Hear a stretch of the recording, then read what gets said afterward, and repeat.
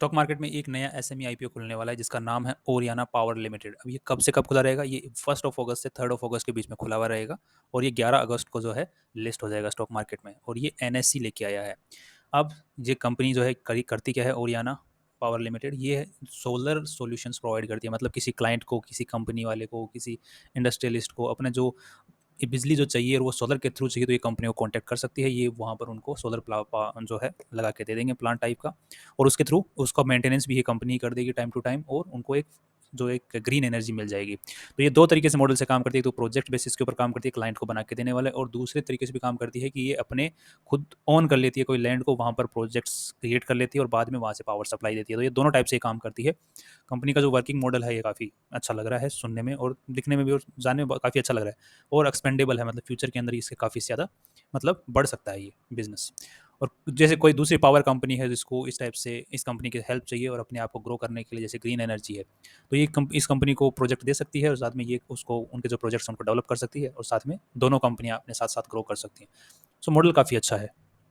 अब यहाँ पर कंपनी चाह क्या रही है स्टॉक मार्केट से, तो ये 118 रुपीज़ का आईपीओ लेके आई है प्राइस के ऊपर, और 1200 का लॉट साइज रखा है। तो टोटल एक आईपीओ की फाइल लगाने के लिए 1,41,600 रुपये की जरूरत पड़ने वाली है।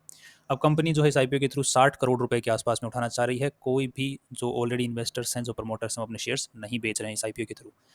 सारा का सारा नया पैसा जा रहा है और कंपनी में जा रहा है।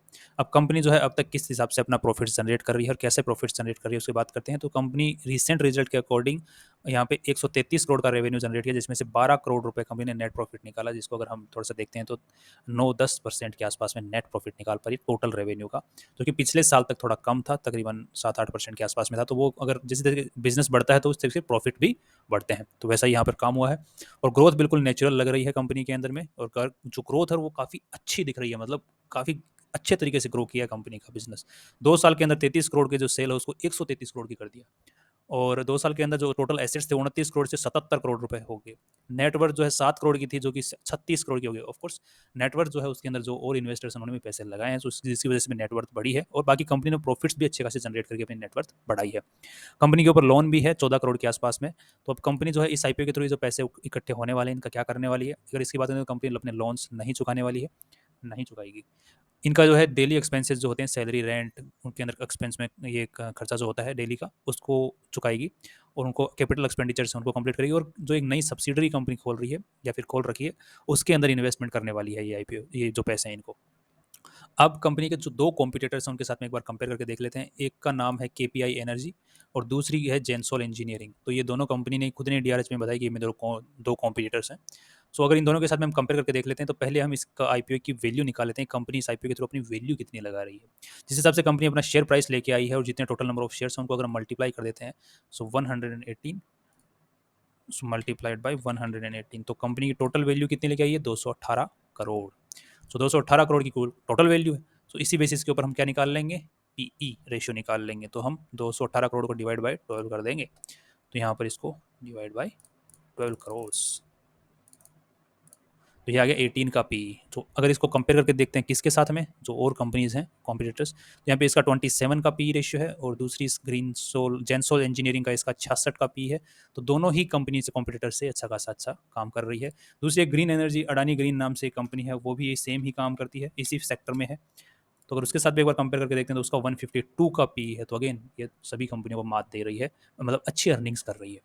दूसरा, अगर पीबी रेशियो के बेसिस के ऊपर काम करते हैं, सो यहाँ पर इसका जो नेटवर्थ आज के दिन 36 करोड़ का है, 218 करोड़ के ऊपर अपनी वैल्यू लेके आई है। तो अगेन इसको एक बार चेक कर लेते हैं।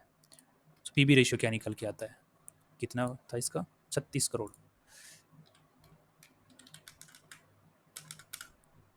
सो ये निकल के आता है 6 के आसपास में। सो पीबी रेशियो निकल के आ गया 6। तो उसको अगर कंपेयर करके देखते हैं दूसरी कंपनी के साथ, अडानी ग्रीन का 23 है, केपीआई एनर्जी का 11 है।